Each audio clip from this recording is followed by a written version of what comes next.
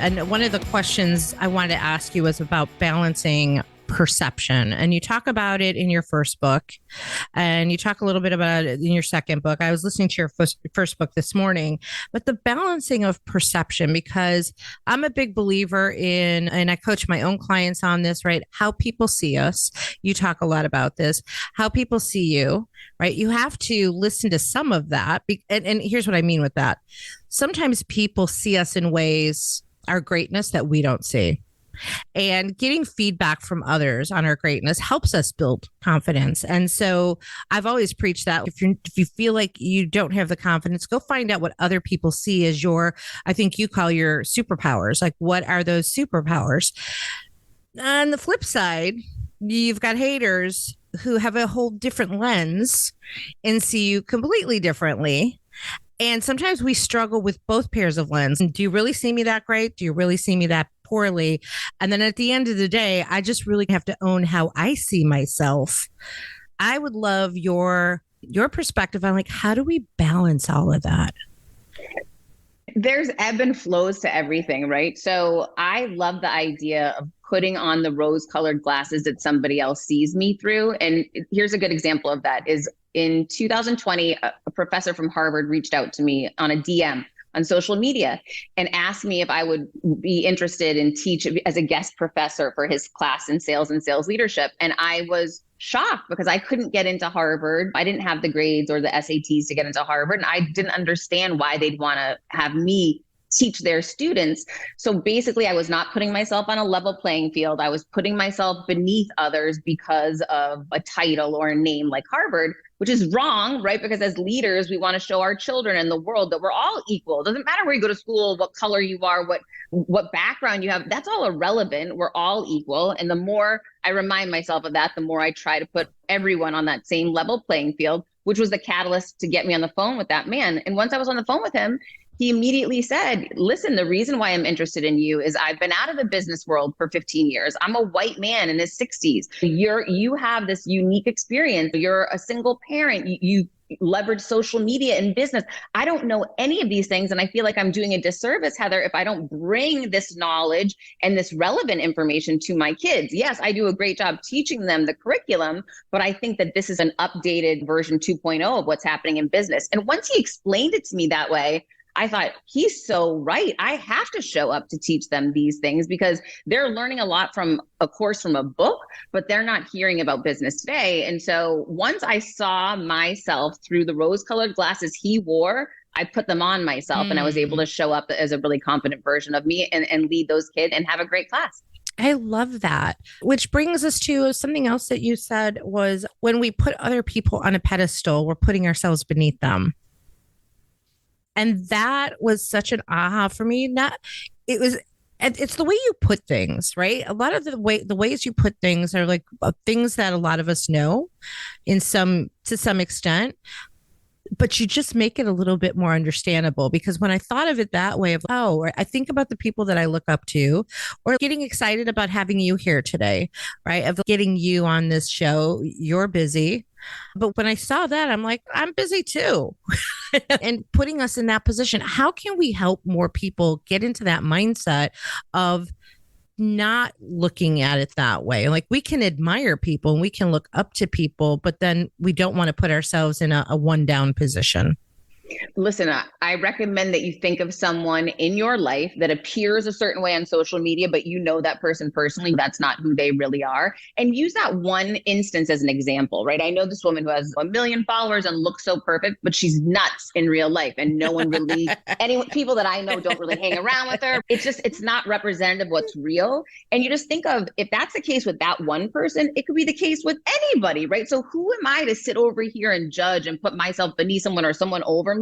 I don't know the whole story, and it's not mine to know. But what I can say is I do want to live in a world where we are treated equally, where my child treats people equally. And I'm going to help be a part of making that happen the minute I start showing up and leveling that playing field for everyone. You sent something to me about social media for dummies, and I didn't have a chance to really look at that. But if we missed anything, or we've covered some of that already, what else can we be doing from a social media perspective? Yeah, absolutely. So the most important thing, if you're not super familiar or even really comfortable with social media, it's really overwhelming. You may not know where to start. A really good place to begin is, we talked about your profile. Is your bio updated? Is your work history updated on LinkedIn? Is your profile picture professional looking? Is it blurry? Does it actually fit in the little circle? Those things are really important to how you're visible and how you appear to other people. So you want to make sure your profile looks good, and you can find all of the image dimensions and all of that stuff by a quick Google. It will literally pop up in the first 2 results. Even though it's changing all the time, you can usually find the most updated standards on Google without any problem. You just have to look it up. You just have to try. And then in terms of your actual approach to posting and engaging on social media, don't worry too much about frequency of posting. I know a lot of people tend to fret about, okay, I have to post every single day. I have to post 7 times a day. I need to post 5 times a week, and it has to be these kinds of posts. Don't overthink that, especially in the beginning. All that's going to matter is if you're posting on a consistent schedule. So that could be once a day. Just make sure it's the same time every day. And then it could be once a week. Just make sure it's around the same time every week. Okay. And more importantly than that, a couple of minutes before you post, start engaging on stuff on your feed. Start commenting on posts that you recently posted that had 1 or 2 likes on it, had a couple comments. Even if it didn't do numbers, as they say, you can just do a little bit of interacting. Start liking some posts on your feed so that Instagram or LinkedIn or Facebook is, oh, okay, they're on, they're active, they're going to do something. Then you post. And after you post, you might have that sense of relief. Oh my gosh, I just posted. Great, I'm done. Or it might be that fear of, oh my gosh, I sent it. I'm going to put my phone down. I have to run away. I'm like so scared. And I don't want you to do either of those things. What you're going to do is you're going to stay on for a couple more minutes, wait till you get a like or 2, and then comment on the post. Share it, tag somebody in a comment. You're going to interact on your own post a couple times, and then you're going to go back to engaging on other posts for just a couple minutes. So it's seriously no more than 5 minutes. Abby, that is, I didn't know, that is like such good stuff right there. So do a little bit of posting and engaging before you create your own post, and then stay on and do a little more posting and engaging before you get off. Yes, just make it a routine. And does that change the algorithms? For the individual, thinking about the algorithm too much will just give you a headache, and it's not worth it because they're going to change it tomorrow. But for the most part, think about what the social media companies want. They want you to be on as much as possible, so you're clicking on ads and buying stuff. That's how they get money. So think about that, and then think about how they're going to promote your post or boost your posts a little bit more if you're active and you're keeping other people online. The longer that you can stay online and the longer that other people can stay online, the more likely they are to buy something on a sponsored ad. That's just math. So just work with it a little bit, but to your own advantage. What's some advice that you could give leaders on how to still manage people individually, but still be fair and consistent? I know it's a big one. That is, and I lived it so many times. I had a consistent high performer on my team for 7 out of the 10 years that I was in my role. So as that tenure increases and that person's success increases, so does their, let's say, their name in the company. I worked for a very large company. Their name in the company, their name in the location. As a leader, we always thought it was important at this company to show people that you can hit these goals. But for some people and personalities, they looked at it as, I'm never going to I can't beat that person. I'm just going to quit. And we had multiple people quit because they were like, I'm never going to be that person. Yeah. I can't. But so after this happened as a new sales leader, I was like, I've got to change something. Keep holding somebody on a pedestal isn't the right thing to do. All right. Praising where praise is due. Absolutely, because high performers usually thrive off of praise. And if they're doing the things, you have to praise them. There are some things that I would do behind the scenes where I would add extra praise and feedback to that high performer. And I actually would share with them. We had a really good trusting relationship. Hey, I want you to know that I think you're doing fantastic. However, the team is going to hear this. I just don't want you to think it's discounted. I think you're fantastic. But it got to a point too where so many people were saying this that people were immediately feeling from day one inadequate. So I would break down the new people's goals into realistic amounts, very small. And then I would celebrate the heck out of them meeting those small goals. Because if your buying cycle is long, these people, you don't want them to take too long to feel a win. And that industry was a long buying cycle. If you don't find ways to celebrate and give these people their own version of a successful pat on the back, I think you do yourself a disservice, because they might be waiting 6 months to get a woohoo. And if all they hear the whole time is how the other person's just killing it and making the bonus and winning the awards and winning the 4 days off for free, and I think it can be detrimental.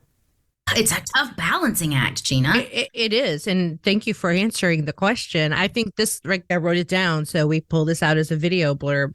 I think that's really powerful.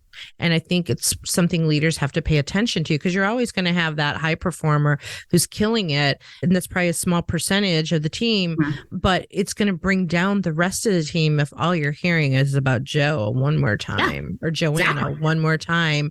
And I think this is such a great strategy that give them their praise, but behind the scenes, give them a little extra and say, you're doing amazing. I also think that I want to lean on those performers and say, hey, you're killing it. John and Michelle are not. And somehow I want you to be a resource or a mentor or someone that they can lean on. What do you think of that? Tell me more about what you mean by knowing and doing gap.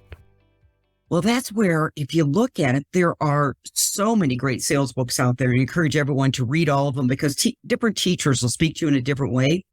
However, after you've read the material, studied the material, maybe role played it, I bet in all your years of watching hundreds of practice sets or role plays, you're seeing people that know what to do and they still don't do it. So let's use a really easy one. Everyone's been taught to get a clear next step on the calendar with a qualified prospect. Okay. But a prospect might say something like, give me a call in 2 weeks. Let's talk in 2 weeks. And the salesperson lacks the assertiveness to say, you know what? I don't have a couple weeks on my calendar, but I do have next Thursday at 2:00. So sometimes you could say that's lack of a selling skill. I'll guarantee you it's lack of assertiveness in stating what you need. And what you need is an appointment on the calendar. Right. Check this prospect's commitment to really talking again. That's a very small area, but I know you've had to see this where they're in chase mode because they didn't get that next step on the calendar. Yeah. Yeah. And I'll tell you, over the years, that was probably one of my bigger weaknesses, was the follow-up and not getting the next appointment on my calendar. And now I'm sort of unapologetic about it. Like, my style with it is, hey, I'm in sales and I have to get something on my calendar. Right. And I'm usually selling in the sales space. So salespeople can, right, I can talk to a salesperson that way. But even if they're not a salesperson, if I'm selling to somebody else, my approach is, this is what you would get working with us. Like, I'm modeling this for you, that this is what we do. We get the next step. And so I think for me, it's been about having the confidence to do it, to not feel uncomfortable. Why do you think people don't ask for that next step? Well, when people aren't able to bring their assertiveness muscle to the conversation, they engage in what I call passive aggressive type of selling. They go along to get along. Mm-hmm. With that, I would contend there's a belief system going on there, which needs some self-awareness. Oh, I don't want to look pushy. I don't want to look desperate. So they go along to get along for a variety of reasons. And so it's literally not being able to hold that assertiveness muscle. And actually, I would flip this a little bit too, because I know you've been in sales a long time and been very successful. There are times you don't need a next step. And it is okay to disqualify the opportunity and say something like, Gina, we've had a great conversation today, but based on our conversation, I'm not seeing a clear reason for a next step. What am I missing? Ooh. So assertiveness is also a huge skill in disqualifying opportunities that are never going to go anywhere. They're going to end up in, we refer to as a practice proposal. So that could be a talk track like what we just demonstrated. Yeah. Yeah. But the assertiveness is what allows you to say the right talk track, the right things, the right way. Yeah.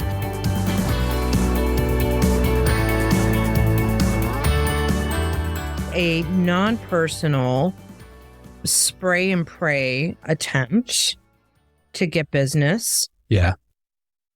And as a buyer, I resent that, because when you did yours, putting it in the connection request, you know what got me, right? What got me in your request? Do you even remember what I you listened said? to the podcast and I heard you say this. Connect it back to me in some way, that you've personalized this, that you have a clue of what I do. There are other requests I get where they're literally pitching me what I do. Right. And I'm like, I do that too. Oh, okay. Take care. I love the ones. I was recently in a sequence by a recruiting firm so they could help me scaling my business and reduce the cost of hiring employees. Like, it's just me, right? And that's probably all it's ever going to be. Like, I've got some fractional help, right? But it's like, this is me. This is what I do. It's my name on the website, Right. on the door, right? And it's like, okay. And finally, I let the guy off the hook. I didn't really let him off the hook. I guess I didn't have to respond whatsoever. Could have just blocked him, but that just didn't seem right. I'm like, dude, can you take me off the list? I'm not who you think I am. Oh, sorry. Thanks. Gone. Here's what's worse. I had one guy today, actually this happened a couple times over the last couple of days, was in this sequence. Someone was reaching out to me, wanted to know if I needed help, video production help, creating a course. And he was offering a revenue split. And when I got the first email, I was like, okay, I'll click the Vidyard link. Did. And then after that, all the emails coming to me were addressed to David. I'm like, but that's my dad. Like, so I responded finally and I was like, two things. One, not interested. Two, you've been calling me David for the last 4 days. Hope that didn't screw up the rest of your automation sequence. I felt obligated to let the guy know. Can you imagine if his whole database just shifted by a line? Right. And now every email Everybody. he's sending in the middle of the sequence just switched? Well, he just destroyed his reputation with that entire list. Gone. Yeah, gone. And that's the problem I have with automation. Even some of the ones that I get where it's like, da-da-da-da-da, don't you think we should get together? And I'll respond, no. And then like 4 weeks later, I get another message, not the same message, but another pitch. And I'm like, hi, Joe, did you read my last response? No response. Right. And then I'll get another message. I'm like, I'm like, oh, I get it. You don't read these. This is automation. Got it. 2 rules for using robots. Are you ready? 1, don't let them know it's a robot. Do everything so well that there's no way they ever know it's a robot, which means you got to be all over it. Or 2, tell them it's a robot right away so that they understand.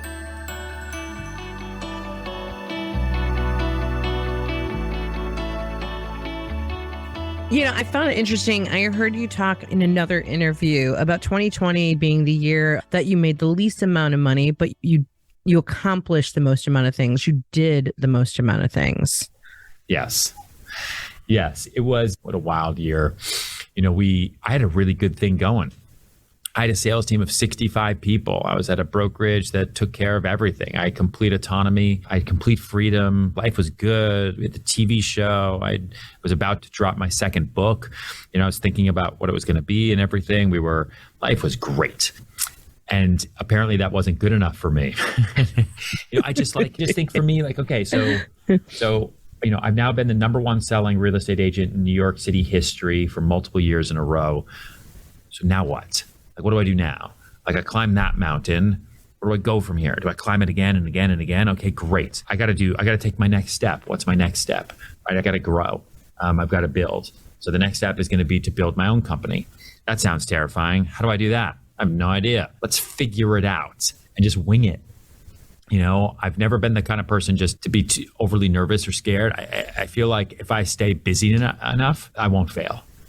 And if I don't overanalyze everything and I just move forward and focus on growth and building every day and generating business every single day, things are just going to work out by default.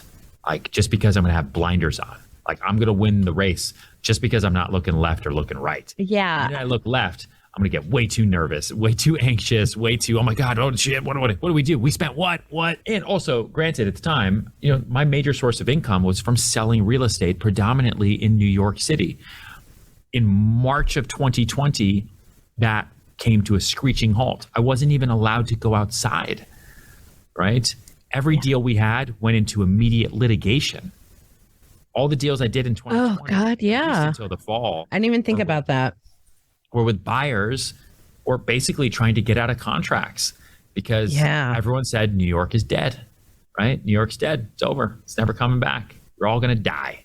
And thankfully, I had a few longtime clients who are very wealthy for a reason, because they see through the chaos and the noise. And they came to me in the summer and said, hey, I think it's probably a good time to buy real estate in New York City, right?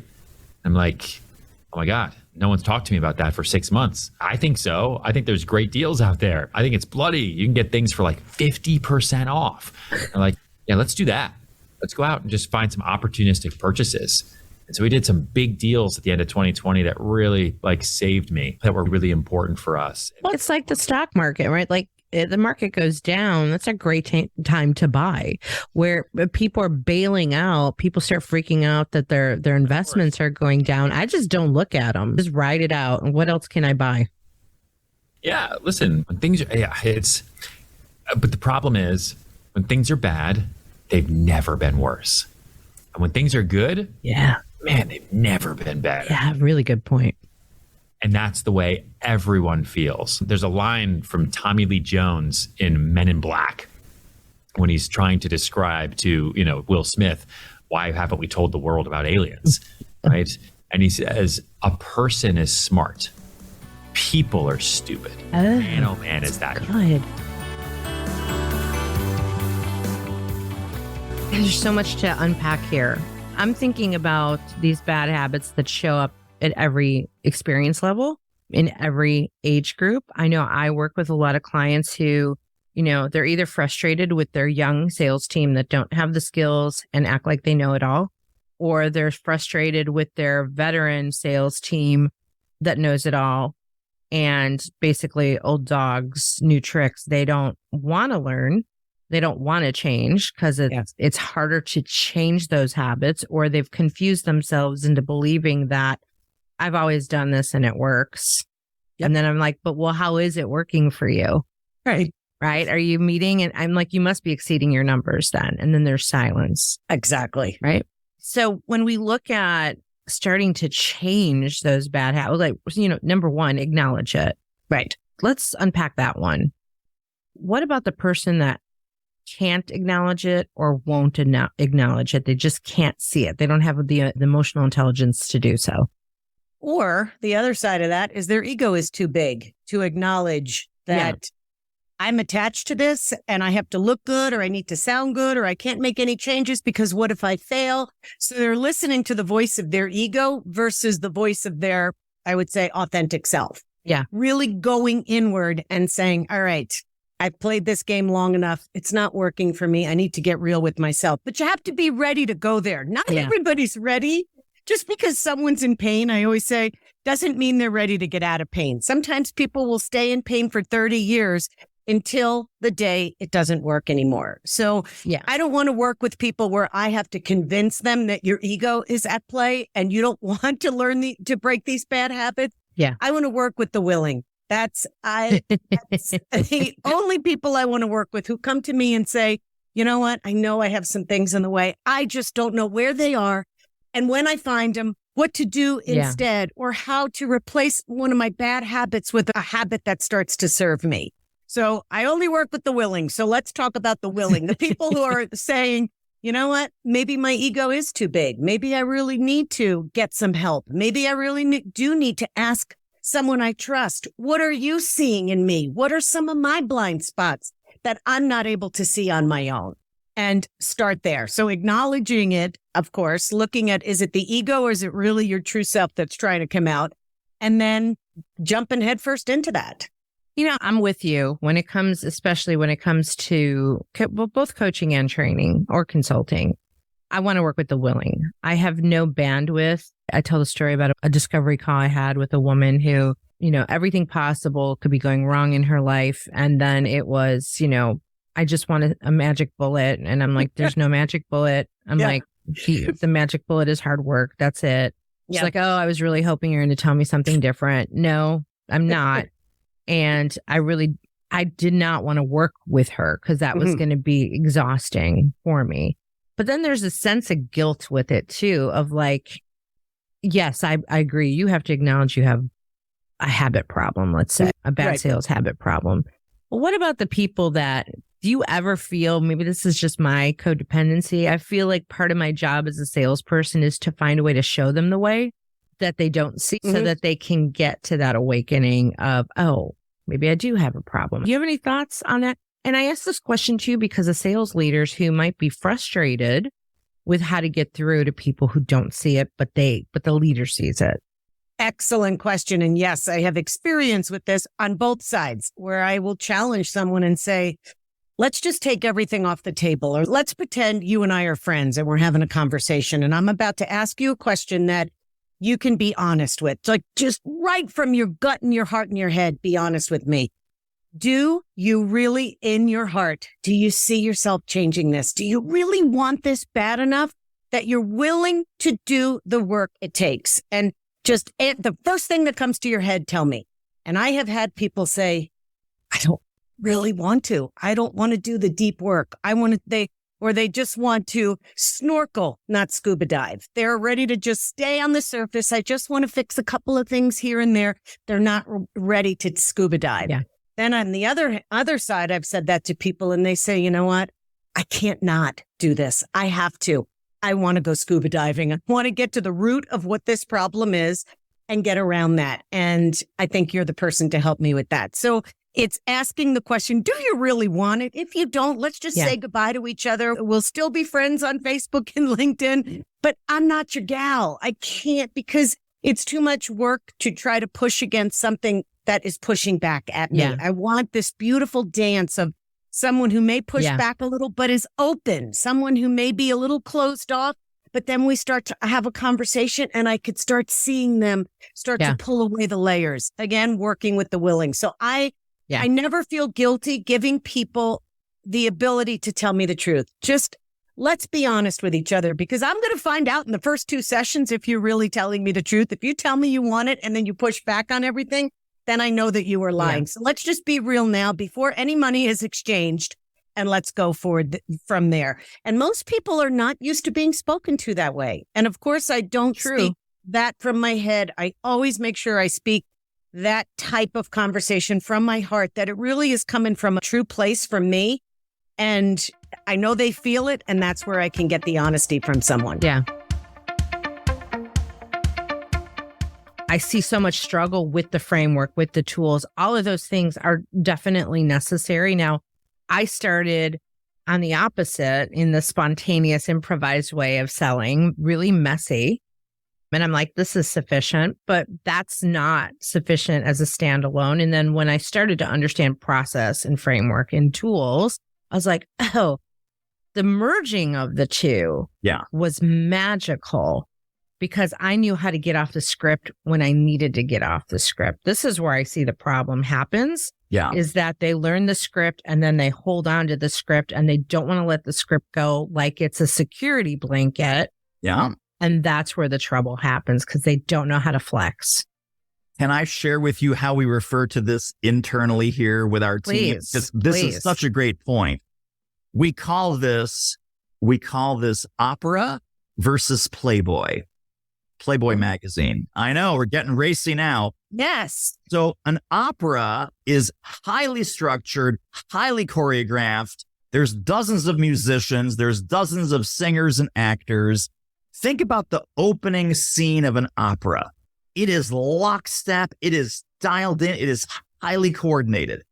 And that is your preparation. That is your structural questions that you always go in with and your structural sales process. Now, let's switch over to Playboy, specifically Playboy interviews. Turns out, my friends, the interviews were actually great. No one knew this, but it's true. It was not about the pictures. It was about the interviews. I actually watched a documentary on this. It's fascinating, right? It is actually very fascinating once you understand interviewers, and there was about 16 of them. There's about 16 journalists and interviewers that collectively were responsible for hundreds and hundreds of these Playboy interviews. So they would do maybe 10 a year. They would do a lot. So they come in with about 200 prepared questions. They sit down with the famous movie star, politician, musician, whoever it is, and they start going into their initial question based on the answer that they hear. They could literally stop at question number 3 and say, wow, tell me more about that. What happened that night with Elvis? Did he really put that peanut butter and banana sandwich where everyone said he did? Did he really go nude swimming with Marilyn Monroe? Holy smokes, I didn't know that. That wasn't in my research. They will listen for the doors opening when there's new information, critical information, or especially interesting information. They will pursue that line of questioning until it reaches its natural conclusion or until they get the payoff, the juicy story about Elvis and the peanut butter and the bananas. And then, and only then, will they go back to their prepared questions. So even though they prepared 200 questions, they might end up asking 7 or 8. And what's the substance of all the rest of the interview? What's the substance of all the rest of the conversation? Whatever emerges from that celebrity that's especially interesting, valuable, unique, or newsworthy. Imagine if we ran our sales calls, and especially our discovery calls, saying, okay, opera is the preparation.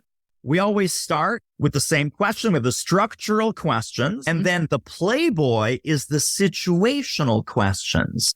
So what's going to come up based on what they asked? What's going to come up based on data they shared? What avenues are now opening up that will help you make the case for how you can help this prospect, how you can help this company, how you can help this situation that you would have never guessed in a million years, but they just revealed it to you, and you now follow that trail to its natural conclusion.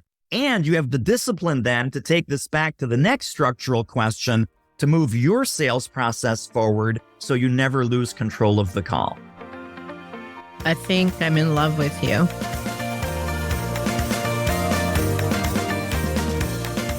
When you really think about it, and it's difficult for people to do this, but whenever you look at things in a very simple manner or do things in a simple manner, you tend to have greater outcomes or better outcomes when it's really simple in nature. And it's with everything. When your relationships with your family are simple, they're not complicated, they're not full of drama and all of this stuff, you feel better. When you overcomplicate in business processes, the brain hates it.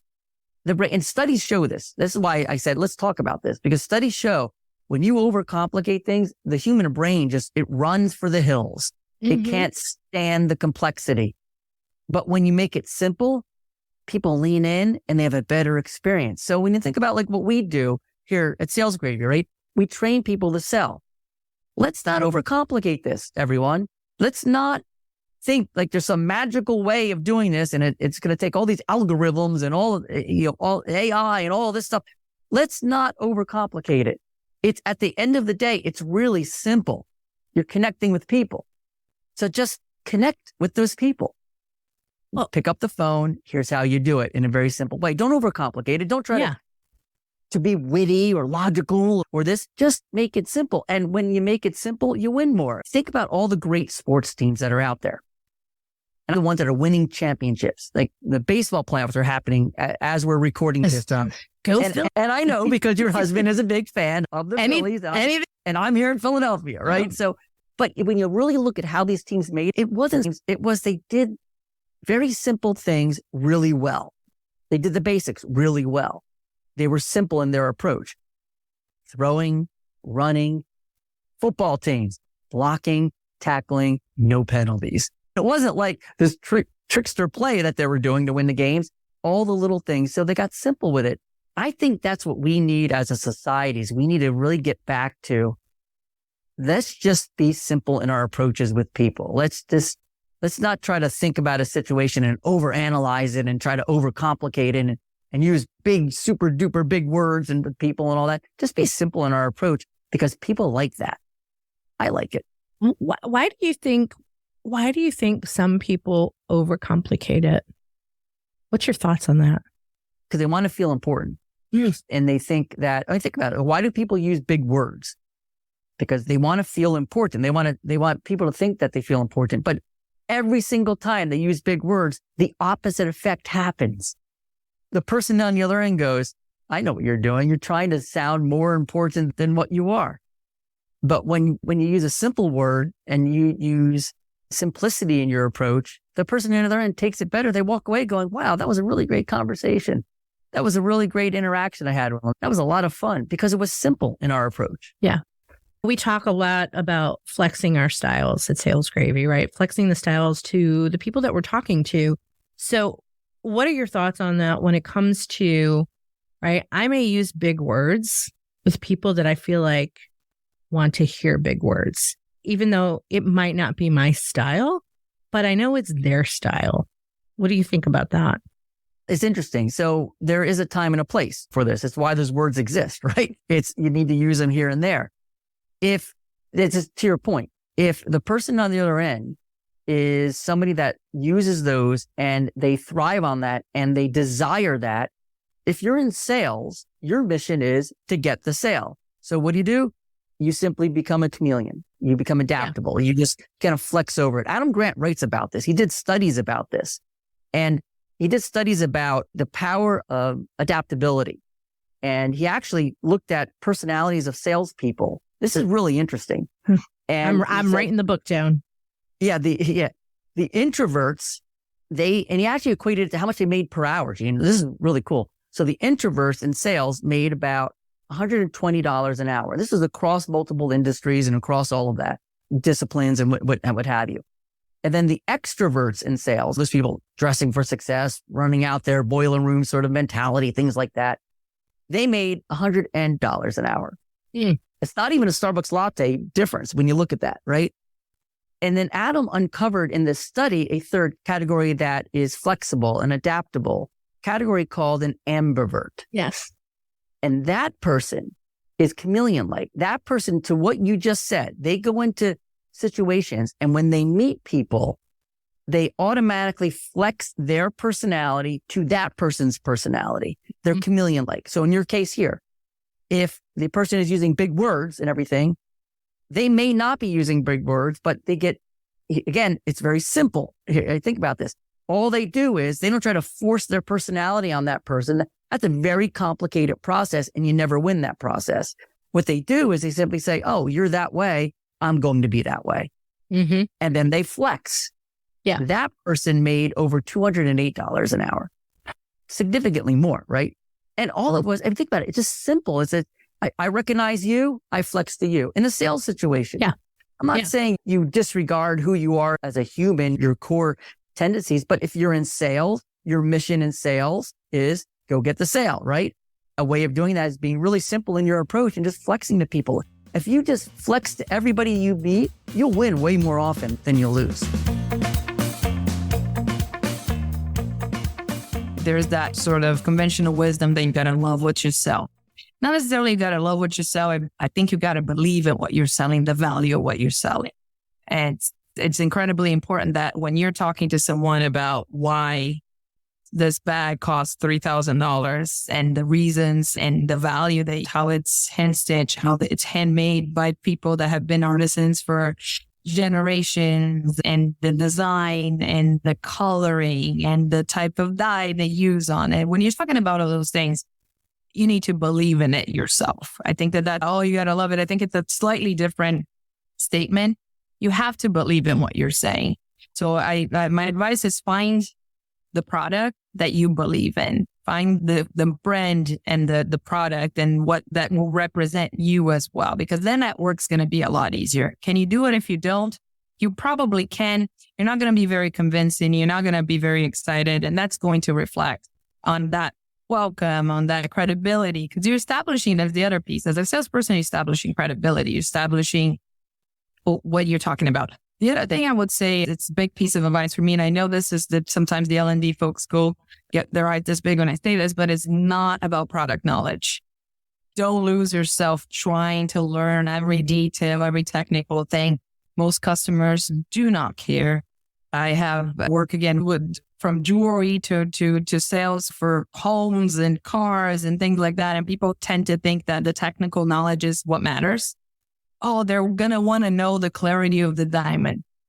90% of the time, dare I say 99% of the time, I just care how it looks in my hand, or I just care how it looks in my ears. If I feel awesome in it, same thing as a car. Yes, you can tell me about the miles per gallon. You can tell me about the warranties. You can tell me about these wonderful things. But once I sit on that, if I feel cool, that's what matters. So understanding that you have to have enough product knowledge, but not inundate and also not get paralyzed by it, because this is another thing I hear quite a bit. I don't know enough about this to sell it.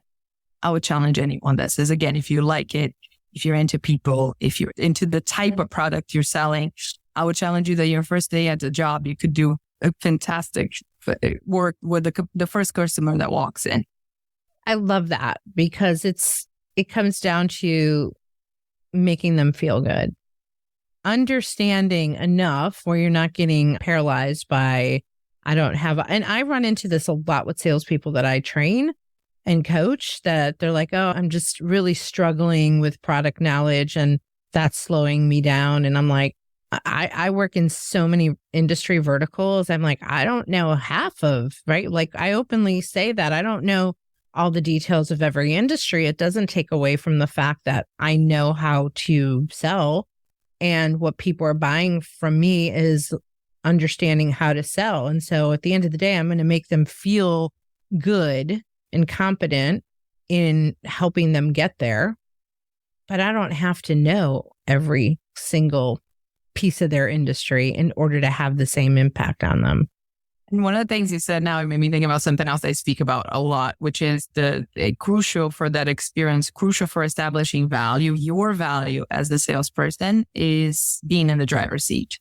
Listening first, which is really important, which is why I always emphasize a lot what questions are you asking? Are they moving you further into that conversation? Or are you just asking questions that are not really doing much?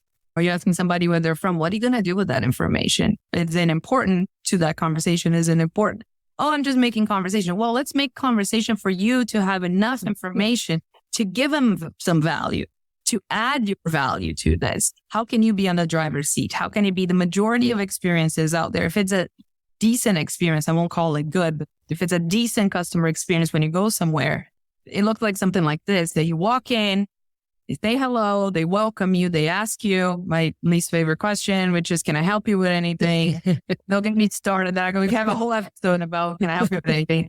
But they ask you, can I help you with anything? Maybe you say yes, maybe you say no. And then if you say yes, you say, well, I was looking for this jacket and black and this size and this and that. And then they go and they search for it and they get it for you. You try it on, you purchase it and you walk out. What's wrong with this picture? It's okay, it's fine, but this is not an experience, and they were in the driver's seat. In my mind, this looks like something that's a little bit, and again, small tweaks to this, right? Where I'm coming in, I'm watching which direction you go in, I ask you a better question, and there are many better questions, and can I help you with anything? I will maybe I'll pay you a compliment. Maybe I'll make a comment in the area that you're looking at. Cause there are two things that before I say hello to you, I can see what you wear and I can see where you're at and what you're looking at. So that gives me enough information for me to have a better sentence than can I help you in anything? And then after that, when I ask you for that jacket in black and that size, maybe I bring you 2 or 3 jackets. Maybe I bring you the sunglasses that go with the jacket. And maybe I tell you that looking at what I'm wearing and seeing that I'm very elegant in this type of cut, you just took the liberty of going with a different brand that has a completely different cut for me to just try it out and see how that looks like. And that takes you an additional, 2 minutes? We're talking here, maybe 3, maybe 5. If you have to look for a couple of items. So it doesn't cost any more than it did before. And then to top it all off, you have the decrease in traffic year after year, specifically in brick and mortar stores. So there's less people in front of you. Take the opportunity of that moment. Take the opportunity to have that time with someone.